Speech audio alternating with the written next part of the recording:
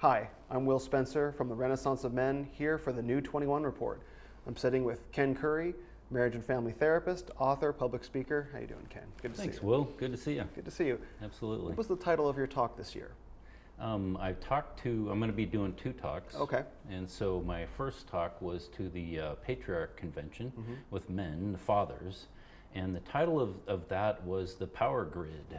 Oh, wow. And so I was talking about how men do power, and especially the biggest part of it was the distinction between how the world does power, and it's more of a zero-sum power. Remember, zero-sum is the +1 - 1 = 0, which means that when it comes to power, somebody has the power, somebody doesn't have the power. And so that's how the most people see power, as a struggle between who's got the power and who doesn't have the power. Right.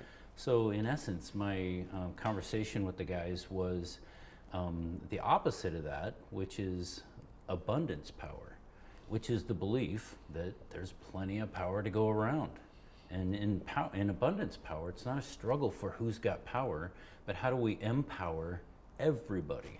And so my challenge for the guys was, how do you become as powerful as you can as a man? Not with the assumption that if I have power as a zero-sum power, it's power over, where I have the power as a dad, but it's power for, where my power as a man is for my family, for my wife, to really empower her, to empower my kids, to empower my community, to empower my friends. Because with abundance power, there's plenty of power to go around for everybody. And the more powerful I become as a man, I empower my wife. She becomes more powerful. She actually begins to empower me. And we, as a power couple, begin to empower our kids.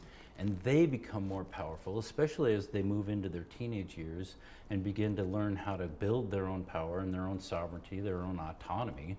And as they become stronger, they get in through school, they build their trades, they're able to then really expand their influence in the world, and everybody becomes more powerful. So in essence, that's kind of the gist of the conversation that I had with the fathers yesterday. So that sounds like a conversation that you've had out in the world quite a bit, or perhaps try to. Do you notice a difference between out in, say, the regular world, having that conversation with the men here at 21? Like, how difference in how the conversation goes, let's say? Yeah, oh my gosh. So out in the world, so to speak, the different times that I've been able to, because I'm invited quite often to talk to different groups about what I do. And in essence, and I always describe this, what I do as a therapist, as a man, part of my mission, my passion, what I want to accomplish in life, my purpose, really is empowering men. That's what I really feel like that's, in essence, empowering men.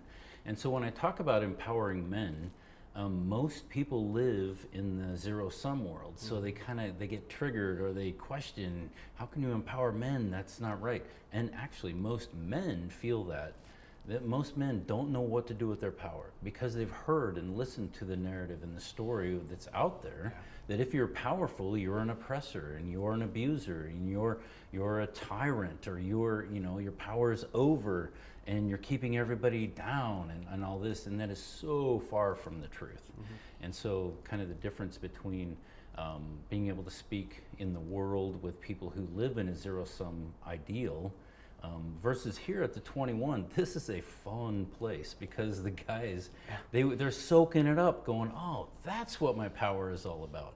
My power isn't a tyrannical power, it's a power for. My power is for other people. And so really encouraging other men to become powerful and strong is a really good thing. And the guys feel it and go, that's amazing, that is what I'm called to do as a man.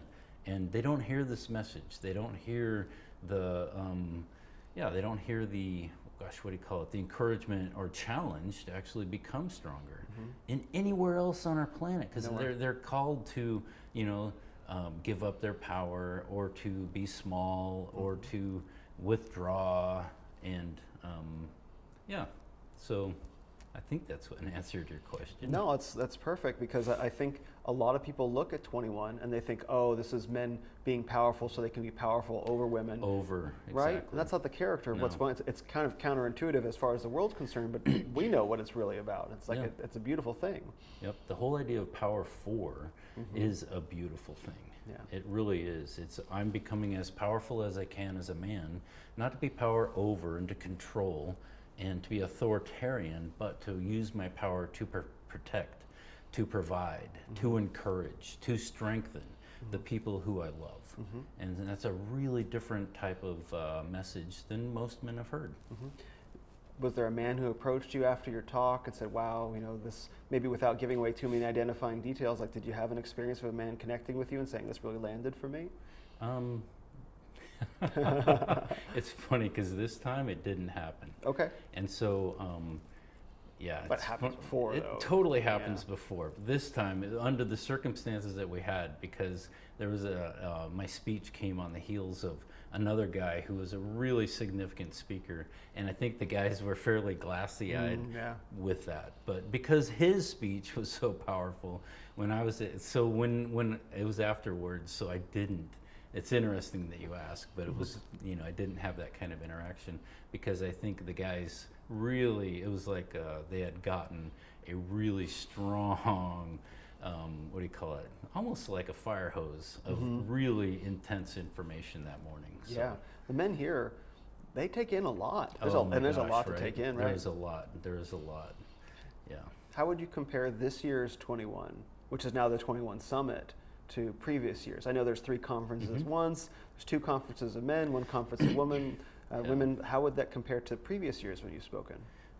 The previous times it was just the 21. So this time you have the summit where there's all 3 going on at the same time, and there's a lot going on. Yeah. There's just so many. So for me, it's kind of frustrating because do I listen to Jack Donovan? Do I listen to Tanner Guzzi?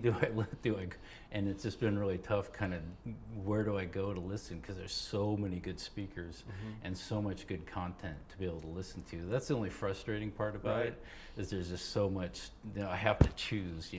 Where do I go to listen to whatever? But it's just been really an honor to be able to speak like this year to the men, to the fathers. And then I'm going to be speaking on Sunday to the women in the 22 convention. And I feel like that's a really an honor for me because I do a lot of speaking to women regularly. I'll speak at different women's groups, and I'll be teaching them on Sunday a different category of just the seasons of marriage and how women especially are kind of have been pulled into this consumerism of consumers of a type of marriage or a type of expectation about what marriage is going to provide them. Wow. And so that's going to be a really profound speech as well. Wow, can you give us like a sneak preview of some of the things that you'll say? I'm really curious. There are sure. a lot of men who are here who are married. There are a lot of men who want to get married. There are a lot of men who dread marriage. And I think because it's kind of like a black box, as we talked about earlier, in Hollywood movies, marriage is the end of the movie. Like, yay, we made it to the marriage. Like, that's the beginning. Or Disney, the happily ever after. That's right, exactly. Here comes Prince Charming, and then happily ever after. And you don't hear anything afterwards. Because they're happily ever after, right? That's the yada of romance. That's the consumerism. Yes. This is what it is, and we'll get you to there, and we'll sell you all this stuff, like the diamond engagement ring and all this good stuff, and get you to that point of the wedding. But nobody talks about what happens afterwards. And they need what happens when the honeymoon is over, and that is an absolute essential part of every relationship. Where there's a point, you have the honeymoon and enjoy it. It's amazing. It's built on chemistry, on oxytocin and dopamine and all this really good stuff. It feels amazing.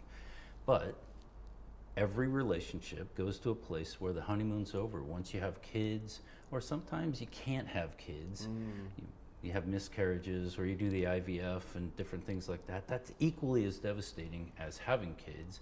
But when you have kids, it's like you don't get sleep, everybody's working out of a deficit. All of a sudden, you're not making me happy, or we don't feel the chemistry anymore.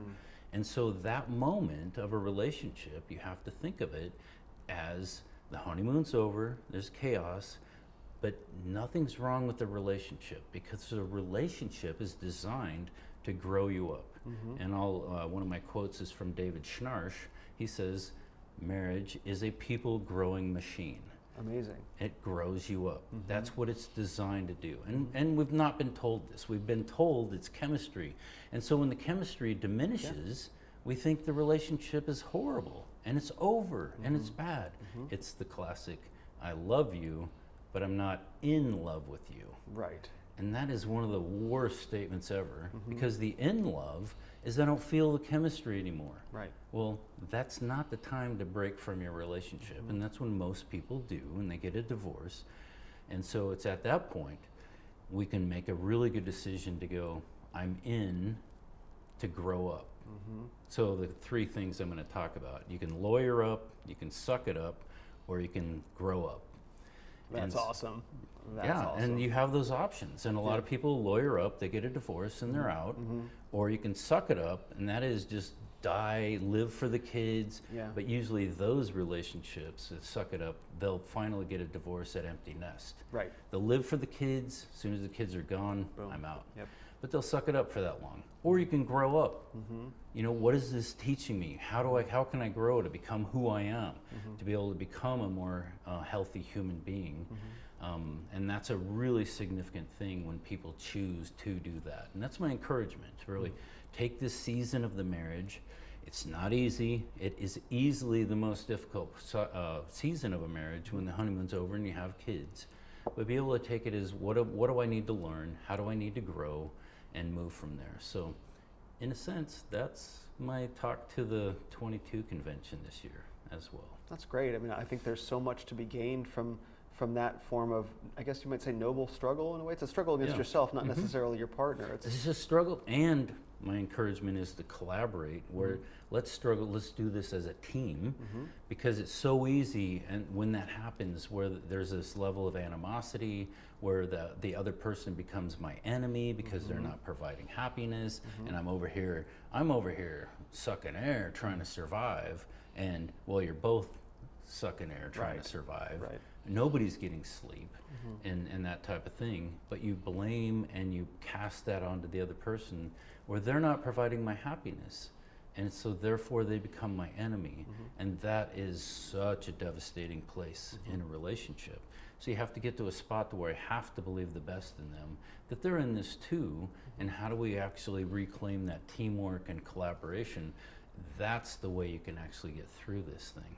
And what you've got me thinking about is, you know, the talk that you gave, putting the talk that you're doing at 22 together with the patriarch's talk, is that, you know, it would be easy to fall into like a power over kind of dynamic, you know, where it was like, even if you come into a situation like that with a power together or power of or for, power for dynamic, that would be really easy, you know, once the screws get put to the relationship, kids, sleep, and all that stuff, or the struggles of everyday life, you know, job loss, death in the family, that's all exactly those, right. Yeah, you fall into the power over dynamic between the two people. Yeah. Absolutely. Yeah, there's so many other things that it might be besides kids, like job loss or death in the family or health issues. So many things happen. It's just more common that it comes with when the kids are born. But nobody tells us this stuff. Nobody tells us any of it. Because like you said, it's, you know, you get married and happily ever after. Right. And it's like, I want to be a type of person that tells you the truth. This is what relationship is all about. It's going to grow you up. It's going to make you stronger. And it's going to make your relationship stronger, and you can build on a different platform that creates such a more powerful and healthy relationship. And the fun thing is that I can report, this is what I've been able to do in my own life. And that's what's really fun about this, just being able to when I encourage people, it's not something that I look at and go, hey, you need to do this. It's like, I've done it and it works, and it's freaking amazing. And it's actually kind of fun. So a lot of joy in doing that, right? Absolutely. For yourself and others. You know, you're a marriage and family therapist. Right. You see this all the time, every day. All the time, yeah. It's a really big deal. So. And so what do you get out of coming to 21? That's a great question. Thank you. I think so too. Yeah, right. Yes. So I really enjoy the camaraderie. I enjoy the energy. I enjoy the passion, because when I said my purpose is empowering men, it feels like that's the purpose of the 21 convention. We want to be able to do something where men have a place to where there's a conversation that actually is empowering. It's, you can be a man, you can be strong, you can be substantive, you can follow your dreams, you can listen to your heart, you can trust your heart. And so many things, so many messages we get from the world, you know, the whole toxic masculinity and all this stuff, where you can't trust yourself, you can't be yourself. Right. And I'm talking not just trust yourself or be yourself, be the best version of yourself, and be the strongest self that you can be. And that's what I really love about it, is just there's so many voices saying, come on, let's do this. Let's get strong together, whether it's physically, spiritually, relationally. It's just, let's do strength together. I really, really enjoy the networking, the friendships that I build, the conversations that we have. It's just a lot of fun. Yeah, I agree with you completely. It's counterintuitive that men coming together could have fun and smile, right? You know, and enjoy and laugh and be together and learn about these things. Exactly. It's a wonderful experience. So you mentioned that you're a marriage and family therapist in Colorado, right? In Colorado, that's right. And so one of the things, people can get a hold of me or look at my website, which is solidman.com. You also have a number of books that you've published as well in the community. Talk more about, I'm curious about that myself. So right now I have 4 books, Wow. and there's one more coming. So I have a series of 5. So the 4 books are basically the material that I have used in my men's groups to be able to help men become stronger and to work through a number of different issues. And so those 4 books are available on Amazon. And talk a bit about your Solid Man men's groups. I know a lot of men are looking for community today. Right. So my men's groups, I have the guys going through the different curriculum that I have, working from, there's 17 lessons that the guys work through. Nice. And so, and it's really important, the whole idea of actually doing a men's group. I think there's a number of different, well, there's reasons why, because most men are isolated. Most men are only connected with women, and they're not very connected with men. So coming together with a group of men where you actually are able to explore what's going on inside of you and begin to make that really significant shift from being externally referenced to internally referenced. That's a really big part of my groups. And to where a man can actually process that material with other men. And you hear other men going through their struggles and having their victories. It's a really, really powerful thing that men be involved with other men. So I have a few groups that I have. I have some locally, and I have an online group as well. And so some different things that are available. Solidman.com. Thank you for all your contributions to men here. I know my brothers, many of whom are here, really enjoyed your talk at Patriarchs as well. Cool. So nice. Thank you for everything that you do. Yeah, you bet, Will. Thank you. It's been great talking with you, Ken. Yeah, you too. This is Will Spencer from the Renaissance of Men and the New 21 Report with Ken Curry. Thank you.